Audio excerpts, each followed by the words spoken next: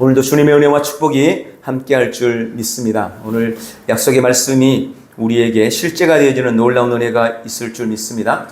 우리 몇 분들과 한번 인사 한번 할까요? 네, 당신은 신성한 건강을 누리고 있습니다. 이렇게 한번 인사하시죠.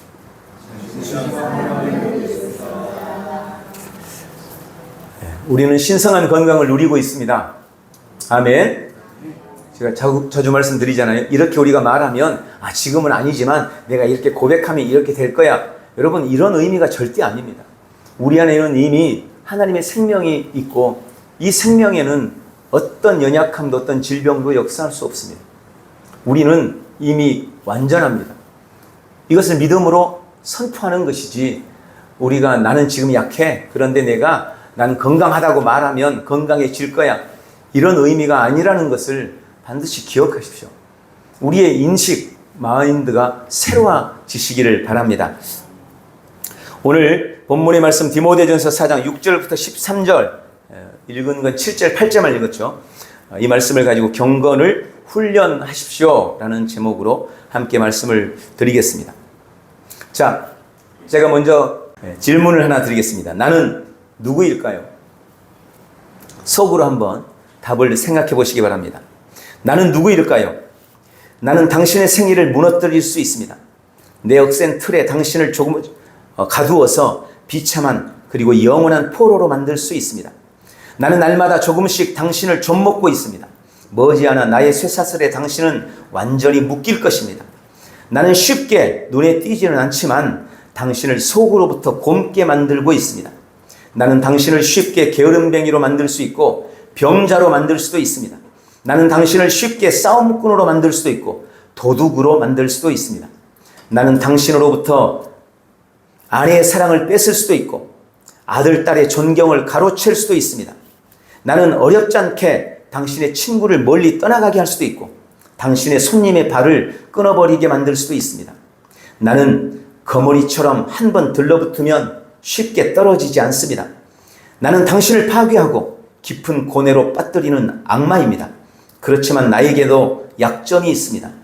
내가 무서워하는 것은 인간의 결심이라는 무기입니다. 나는 강한 결심 앞에서 무력해집니다.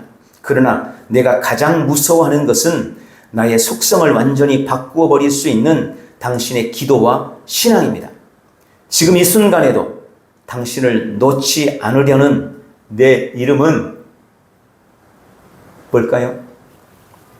당신을 놓지 않으려는 내 이름은 나쁜 습관입니다. 프랑스의 천재 수학자였던 파스칼은 사람의 성품은 제1의 천성이다. 습관은 제2의 천성이다. 그러나 제2의 천성인 이 습관은 제1의 천성인 성품을 완전히 파괴할 수 있다라고 이야기했습니다. 나다나엘 에몬스라는 사람은 습관은 가장 무서운, 가장 훌륭한 종이기도 하고 가장 포악한 주인이기도 하다. 샤를르 퐁테르 작가죠. 이 사람은 이렇게 말했습니다. 처음에는 내가 습관을 만들고 나중에는 습관이 나를 만든다.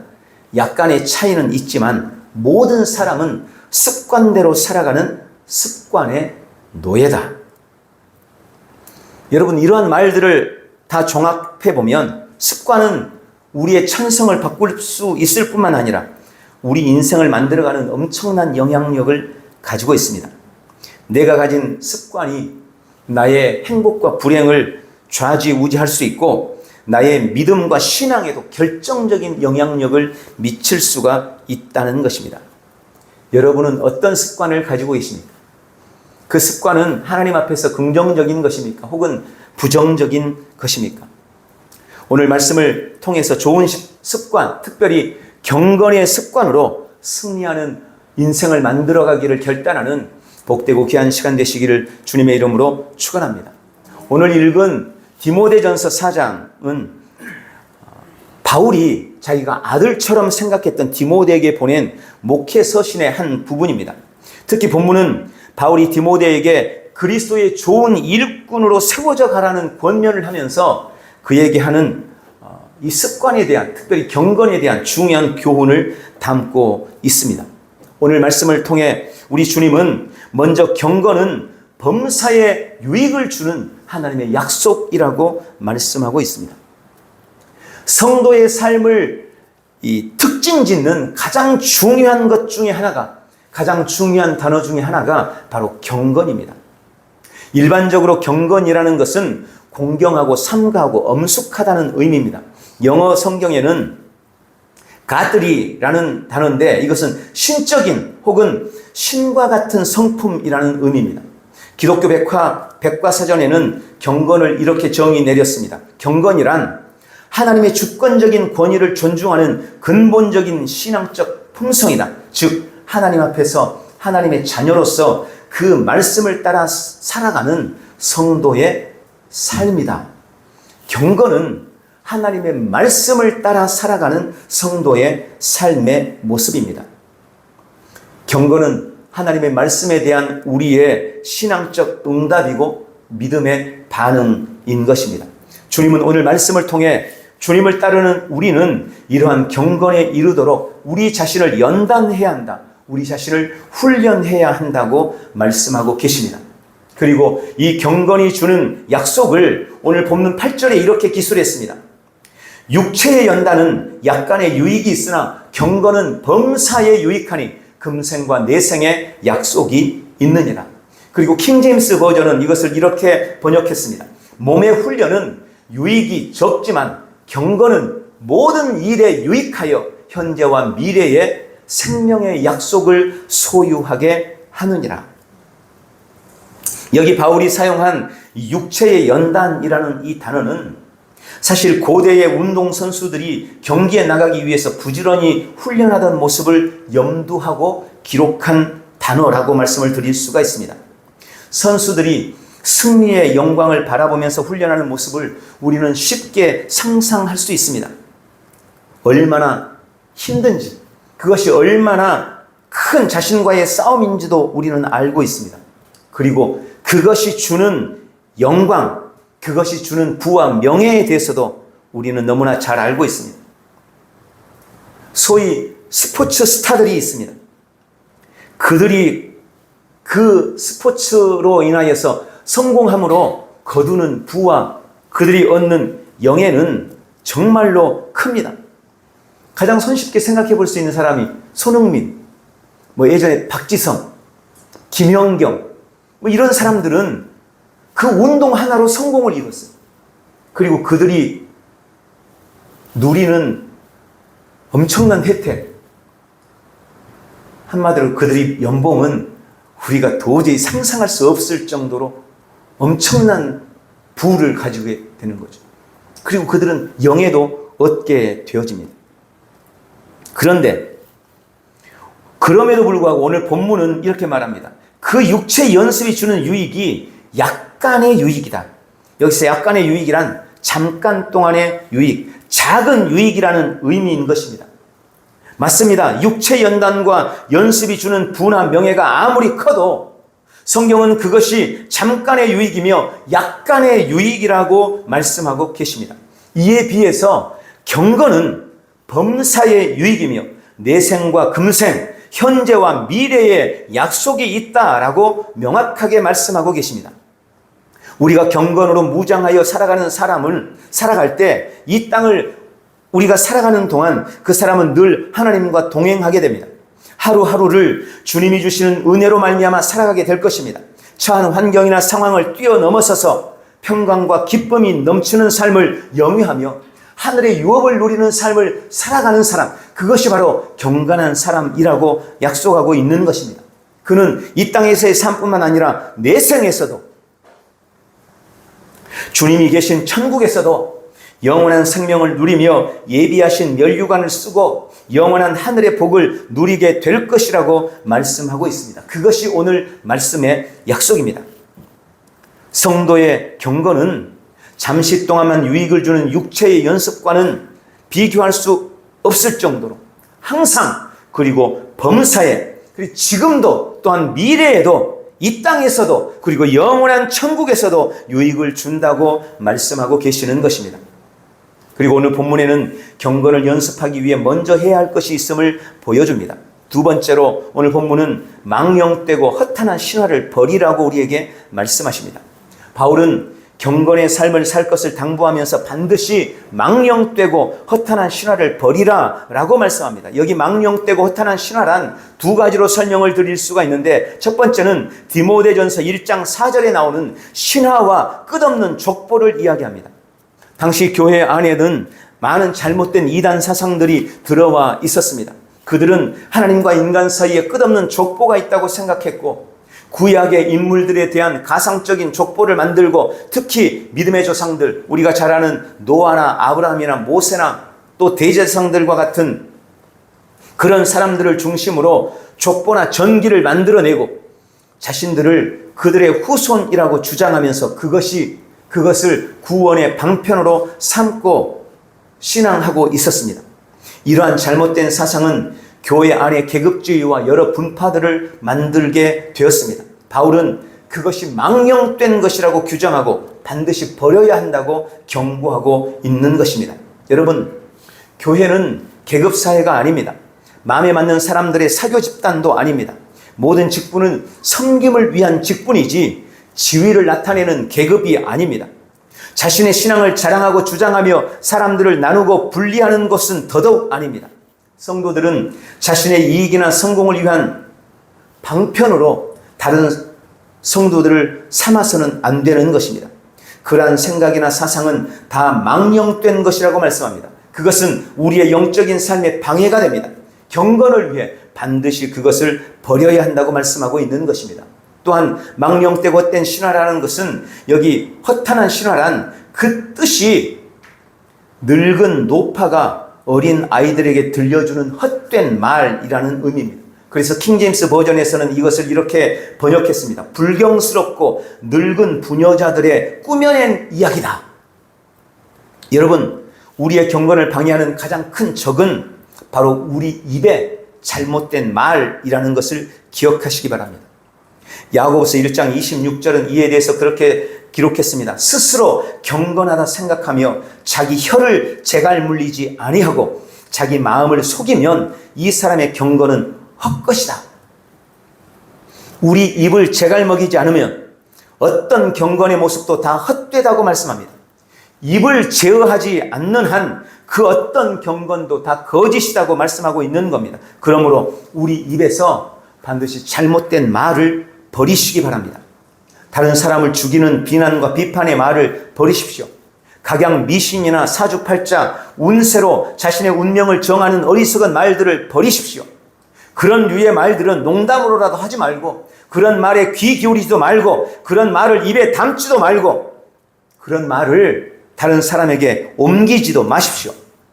망령되고 허탄한 신화를 다 버리고 오늘 경건이 주는 놀라운 유익을 삶에 누려내시기를 주님의 이름으로 축원합니다. 그리고 오늘 본문의 세 번째로 경건에 이르도록 훈련하라고 말씀하고 계십니다. 여러분, 제가 질문 한번 다시 드려볼까요? 오른손이 힘이 셉니까? 왼손이 힘이 셉니까? 네, 물론 사람마다 다 달라요. 오른손잡이인 사람은 오른손이 힘이 세고 왼손잡이인 사람은 왼손 힘이 셉니다. 그래서 정답은 그거예요. 많이 쓰는 손이 훨씬 강하다는 겁니다. 왜 오른손잡이에요? 오른손을 계속 써왔기 때문에, 오른손으로만 일해왔기 때문에 오른손잡이가 된 거예요. 처음에 왼손이 더 편했는데도 불구하고 왼손을 안 쓰고 오른손만 계속 써서 다시 오른손잡이가 된 사람 많잖아요. 왼손잡이는 왼손이 뭔가 쓰기가 편한 것 같아서 그때부터 계속 왼손만 주로 쓴 거예요. 그래서 왼손잡이가 된 거고, 당연히 그 사람은 오른손보다 왼손이 더 힘이 세지는 겁니다. 무슨 말입니까? 연습하게 되면 연습한 대로 힘이 세지고 강해진다는 의미라는 것입니다.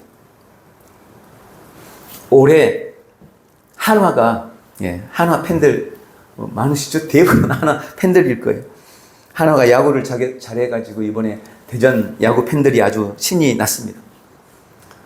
기세를 몰아서 우승까지 하면 좋을 텐데 한번 두고 보시죠. 저는 그렇게 야구에 크게 관심이 없어가지고 잘 보진 않습니다만은 하여튼 야구에 관심 있는 분들이 너무너무 많더라고요. 근데 여러분, 야구에서 이 투수들이 던지는 공의 속도가 어느 정도인지 알고 계십니까? 일반 투수들, 그냥 보통의 투수들이 던지는 공의 속도는 보통 140km 정도 된다고 합니다. 140km. 일반 선수들이 그 정도 던진대요. 그런데 그에 비해서 1급 선수들, 1급 투수들은 한 150 정도를 던질 수 있습니다. 그런데 진짜 잘 던지는 특급 선수들, 옛날 박찬호 같은 사람 특급 선수로 불렸잖아요. 이 사람들은 160까지 던질 수 있습니다. 160km로 달려가는 거예요, 공이 던지면. 그런데 이에 비해 우리 일반 사람들, 보통의 남자들, 보통의 사람들, 성인들이 던지는 공의 속도가 어느 정도 되는 줄 아세요? 80에서 90이라고 합니다. 그러니까 특급 선수가 160까지 던지는데 일반 선수는, 일반 사람은 그 절반밖에 던지지 못하는 거예요. 왜 그럴까요? 왜 그럴까요? 훈련의 차이인 겁니다. 끊임없이 훈련한 사람은 그런 속도를 내서 던질 수가 있어요. 선수들은 매일 그것을 훈련하잖아요. 그러니 그런 속도로 던지는 겁니다. 그에 비해서 우리는 그런 부분에 대해서 훈련하지 않아요. 요즘에는 돌팔매질 잘못했다가는 어깨가 막 빠지고 이래요. 연습하지 않으면, 훈련하지 않으면 그런 결과를 가져올 수밖에 없는 것입니다. 이것이 바로 연단의 차이, 연습의 차이, 그게 훈련한 사람과 훈련 안 한 사람의 차이인 것입니다. 본문에 연단하라, 연습하라 라고 하는 이 말씀은 훈련하라는 말인 것입니다. 경건은 그저 마음먹고 나는 이제 경건하게 살아야지, 그렇게 결심한다고 해서 이루어지는 것이 절대 아닙니다. 운동선수가 엄청난 훈련을 통해 몸의 근육을 발달하게 만들고 힘이 세지고 기술이 정교해지듯이 경건도 훈련을 통해서 더 잘하고 더 강해지고 더 능력을 나타낸다는 것을 믿으시기 바랍니다. 그럼 우리가 경건을 위해서 훈련할 것은 무엇일까요? 우리의 영적인 삶, 신앙의 모든 것들이 다 연습하고 연단해야 될 것들이지만 그 중에 오늘은 중요한 4가지를 말씀을 드리려고 합니다. 먼저 우리가 훈련할 것, 첫 번째는 하나님의 말씀을 훈련해야 합니다. 우리 영혼을 살리고 자라게 하는 것이 바로 하나님의 말씀입니다. 말씀이 없이는 영적인 성장도 없습니다. 우리는 하나님의 말씀을 통해 영의 세계를 이해하고 보이지 않는 하나님을 만나게 되는 것입니다. 하나님의 말씀이 우리 인생의 길에 빛이 되어지고 우리 발에 등불이 됩니다. 우리의 수많은 선택의 기준을 하나님의 말씀이 제공해 주는 것입니다. 우리가 인생의 문제나 여러 환난과 어려움 앞에서 자꾸 원망이나 불평이 나오고 한숨이 나오는 이유는 그런 생각들로 내 안이 채워져 있기 때문이에요. 만약 하나님의 말씀이 내 안에 가득 차 있다면 힘들고 어려울 때 우리에게 한숨이나 한탄이나 원망이나 불평의 말 대신 하나님의 말씀이 튀어나오는 것은 당연한 것입니다. 그래서 우리는 하나님의 말씀을 계속해서 연습하고 하나님의 말씀을 훈련해야 하는 것입니다. 하나님의 말씀을 어떻게 훈련합니까? 말씀을 묵상하는 것이 바로 말씀을 훈련하는 것입니다. 매일 하나님의 말씀을 읽고 그 말씀을 끊임없이 내 안에서 되뇌이십시오. 이것이 훈련하는 겁니다. 매일 하나님의 말씀을 읊조리십시오. 시도 때도 없이 하나님의 말씀을 중얼거리십시오. 주님은 나의 피난처십니다. 주님은 나의 영원한 거처십니다. 주님은 나의 목자십니다. 매일 말씀을 계속해서 중얼거리는, 그게 훈련하는 겁니다. 세 번째는 매일 말씀을 선포하고 명령하는 것입니다. 여러분, 이 말씀 묵상의 핵심, 훈련의 핵심은 반복입니다. 반복이에요. 몇 번 던졌다고 해서 공이 갑자기 잘 나가는 것이 아니에요. 보이지 않아요. 금방 결과가 나타나지 않은 것 같아요. 그런데 한 달, 2달, 3달, 4달, 1년, 2년 계속 훈련을 하다 보니 어느 날 내 공의 속도가 160까지 나오게 되는 거예요. 내가 말씀을 몇 번 선언하고 선포했다고, 몇 번 말씀을 묵상했다고, 그것으로 명령했다고 금세 삶에 바로 변화가 나오면 좋겠지만 그런 일이 잘 일어나지가 않아요. 그러나 내가 끊임없이 하나님의 말씀을 묵상하고 그 말씀을 선언하고 선포하고 명령해 간다면 당장 눈의 변화가 결과가 보이지 않다고 할지라도 서서히 변화가 나타나게 될 것입니다. 그래서 멈추지 않고 지속적으로 반복해서 훈련을 해 나가는 것이 중요한 것입니다. 두 번째, 우리는 기도를 훈련해야 합니다. 우리는 기도를 통해 하나님과 교제하고 그분과 대화합니다. 기도를 통해 영적인 숨을 쉬는 것입니다. 주님은 우리의 기도를 들으시고 우리를 만나주시고 만져주시고 우리를 위로하십니다. 기도는 능력 있는 삶의 원천이 됩니다.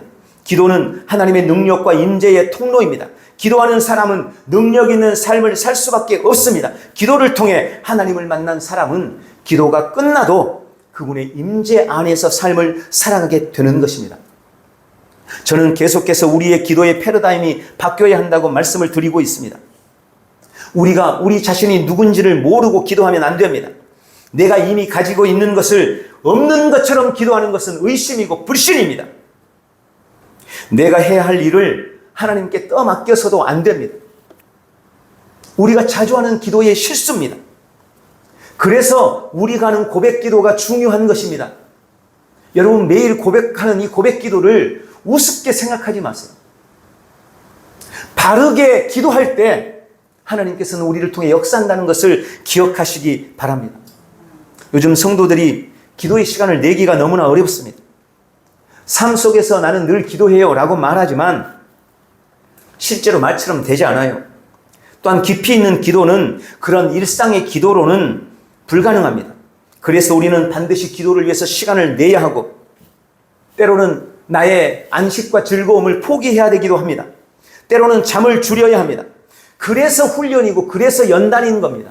그냥 하고 싶은 대로 편할 때, 할 수 있을 때 하면 그게 무슨 훈련이에요? 훈련은 내 몸을 깎는 거예요. 피땀을 흘리는 거예요. 그게 훈련인 겁니다. 기도도 그렇게 훈련되어야 하는 것입니다. 기도를 잘 훈련해서 기도가 주는 놀라운 능력과 은혜를 범사에 누리시기를 축원합니다. 세 번째, 우리는 예배를 훈련해야 합니다. 경건의 핵심은 예배에 있습니다. 주님이 받으시는 영과 진리의 예배로부터 우리의 모든 경건이 시작된다는 것을 믿으시기 바랍니다. 예배에 실패한 사람은 결코 경건한 삶을 살 수 없습니다. 예배를 회방하고 방해하는 요소들과 싸워야 됩니다. 주님의 임재를 깊이 누리고 주님이 받으시는 예배가 되도록 싸움을 싸워야 합니다. 삶의 우선순위를 예배에 두도록 환경과 상황을 만들어 가야 하는 겁니다. 그래서 주일 예배를 하는 사람은 주일 예배를 위해서 다른 6일을 다른 사람들보다 더 열심히 살아야 되는 거예요. 주일을 온전히 예배하기 위해서 예배에 집중하도록 훈련하시기 바랍니다. 갖가지 잡념과 싸우고 부정적인 생각들과도 싸우시기 바랍니다. 여러분, 졸음과도 싸워야 됩니다.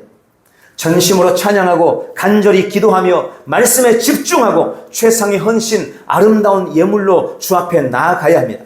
매주일 우리가 드리는 예배가 주님이 받으시는 예배가 되도록 훈련하셔서 경건의 유익을 범사에 누려가시기를 주님의 이름으로 축원합니다. 또한 마지막으로 우리는 우리의 말을 훈련해야 합니다. 우리의 말, 우리 입의 말을 훈련하십시오. 앞에서 말씀드렸던 야고보서 1장 26절의 말씀처럼 우리의 혀를 제어하지 못하는 경건은 다 헛것입니다. 우리의 혀가 제어되지 않는다면 그 사람의 경건은 다 가짜라는 것입니다. 그 경건은 주님께 인정받지 못할 것이라는 것입니다. 그러므로 혀를 제어하고 우리의 말을 연습하시기 바랍니다. 우리의 입의 말은 내가 그 말을 훈련하지 않는다면 그 말은 언제나 부정적으로 흐릅니다. 감사보다는 원망과 불평에 훨씬 더 빠릅니다. 위로와 격려보다는 비난하고 비판하는 데 훨씬 더 익숙합니다. 축복보다는 욕하고 저주하는 게 더 쉽습니다. 칭찬보다는 험담하는 게 더 편합니다. 정직보다는 거짓을 말하는 게 더 쉽습니다. 그래서 우리는 우리의 말을 훈련하기 위해서 의도적으로 감사해야 하고 의도적으로 위로해야 되고 의도적으로 격려하며 의도적으로 축복하고 의도적으로 칭찬하고 의도적으로 더 정직하게 말해야 하는 것입니다. 우리의 우리의 말도 훈련을 통해 얼마든지 달라질 수 있다는 것을 기억하시기 바랍니다. 주님은 내 말이 내 인생의 키라고 말씀하셨습니다. 내 말대로 응답하시겠다고 말씀하셨습니다. 내가 내 입의 열매를 먹을 것이라고 분명하게 말씀하셨습니다. 우리의 입의 말을 잘 훈련해서 경건이 주는 놀라운 유익을 온 삶에 누리시기를 주님의 이름으로 축원합니다. 매일 하나님의 말씀을 훈련하고 우리의 기도를 훈련하고 예배를 훈련하고 우리의 말을 훈련하시기를 주님의 이름으로 축원합니다. 마지막 말씀을 맺으면서 영국 출신의 작가였던 막스 비어봄이 쓴 행복한 위선자라는 책의 내용을 소개하고 맺으려고 합니다. 이 행복한 위선자라는 책의 주인공은 조지 헬입니다. 헬, 지옥. 이름이 조지 헬이에요. 이 사람은 말 그대로 그 이름 그대로 부도덕하고 탐욕스럽고 파괴적인 행동을 일삼는 사람이었습니다. 방탕한 생활을 하던 그는 어느 날 그의 마음을 사로잡은 제니 미어라는 한 여인을 만나게 됩니다. 그 여인을 만나고 그 여인을 본 다음 이 조지 헬의 마음속에 온갖 이 여인이 가득 차게 된 거예요. 그런데 그는 그 여인 앞에 감히 다가가지를 못합니다. 그는 방탕하고 부정적인 삶을 살았고 또 그의 얼굴도 흉측하게 찌그러져 있었기 때문입니다.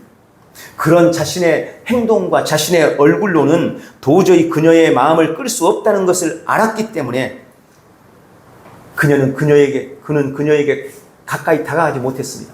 그러나 아무리 생각해도 그녀를 포기할 수 없었기 때문에 그는 어느 날 마스크를 만들어주는 가게에 찾아가게 됩니다. 그리고 그 밀랍으로 정교한 마스크를 만듭니다. 성자의 모습을 한 마스크를 만들어서 쓰게 됩니다. 그리고 그 모습으로 이 제니 미어라는 여인을 찾아갑니다. 그는 최선을 다해서 제니 미어에게 호감을 사도록 노력하기 시작했습니다. 그의 본래 얼굴을 아는 사람이 있었습니다. 두 사람. 한 사람은 마스크를 만들어준 사람이었고 또 한 사람은 그가 마스크를 만들어가지고 나오다가 하필 그의 옛날 애인이었던 이 갬보기라는 여인을 만나버린 거예요. 옛날 자기가 방탕할 때 사귀었던 애인인 이 갬보기라는 여인, 이 두 사람만 이 사람의 본 모습을 알고 있는 것입니다.